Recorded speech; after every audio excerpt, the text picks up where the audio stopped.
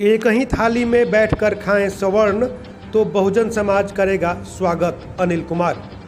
हमारे साथ केवल बहुजन नहीं बल्कि सवर्ण भी आ सकते हैं। शर्त यह है कि वह हमें अछूत मानना छोड़ दे और हमारे साथ हमारी थाली में बैठकर खाएं। इतना ही नहीं, बक्सर में केवल अगड़ी जाति के लोग ही सांसद बनते हैं। ऐसे में इस तरह के आरक्षण को भी खत्म करना है। यह कहना है बहुजन समाज पार्टी के प्रदेश प्रभारी तथा सांसद प्रत्याशी अनिल कुमार का। उन्होंने मंगलवार को नामांकन प्रपत्र दाखिल किया। उन्होंने कहा कि बक्सर में शिक्षा, स्वास्थ्य से लेकर तमाम मूलभूत सुविधाओं का भी अभाव है। ऐसे में जनता अपने बेटे का चुनाव करने को तैयार है। इसके पूर्व उन्होंने राष्ट्रीय राजमार्ग 922 पर चौकिया गांव में पहुंचकर बुद्ध विहार में भगवान बुद्ध की पूजा अर्चना की। तत्पश्चात 150 से ज़्यादा वाहनों के काफिले के साथ किला मैदान में पहुंचे, जहां उन्होंने सभा को संबोधित किया। तत्पश्चात बैलगाड़ी पर सवार होकर नामांकन के लिए समाहरणालय की तरफ प्रस्थान किया। रास्ते में ज्योति प्रकाश चौक पर उन्होंने रुककर कामरेड ज्योति प्रकाश को दूध से नहलाया और बुलडोजर पर सवार बसपा कार्यकर्ताओं ने दिवंगत नेता ज्योति प्रकाश की आदमकद प्रतिमा पर गुलाब की पंखुड़ियों से पुष्प वर्षा की। काफिला अंबेडकर चौक पर पहुंचा, जहां बाबा साहब की प्रतिमा पर पुष्प वर्षा की गई और उन्हें नमन किया गया।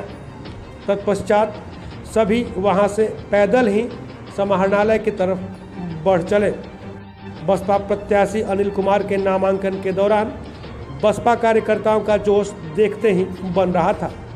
वह उनके साथ राष्ट्रीय राजमार्ग 922 पर स्थित चौकिया बुद्ध विहार में पूजा अर्चना करने के पश्चात बक्सर की तरफ चले और किला मैदान में सभा के उपरांत सभी समाहरणालय की तरफ पैदल ही निकल पड़े।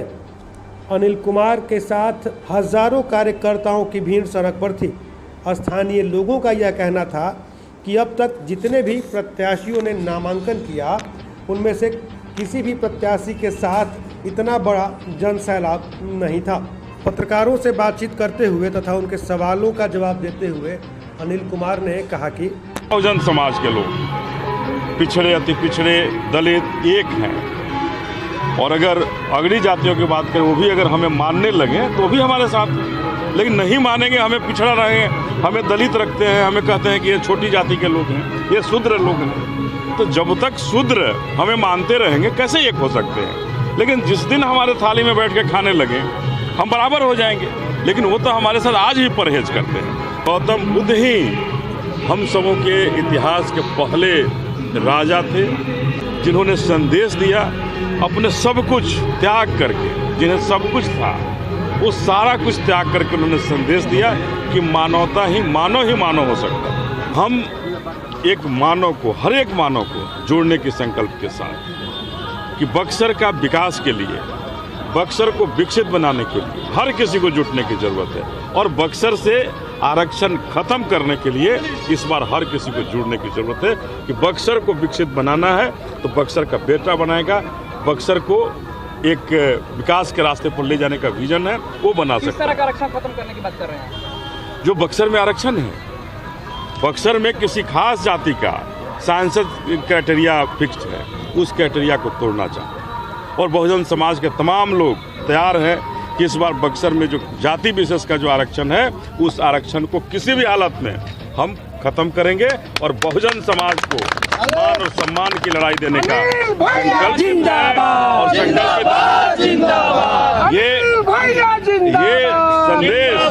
ये संदेश कि हम आरक्षण खत्म करेंगे।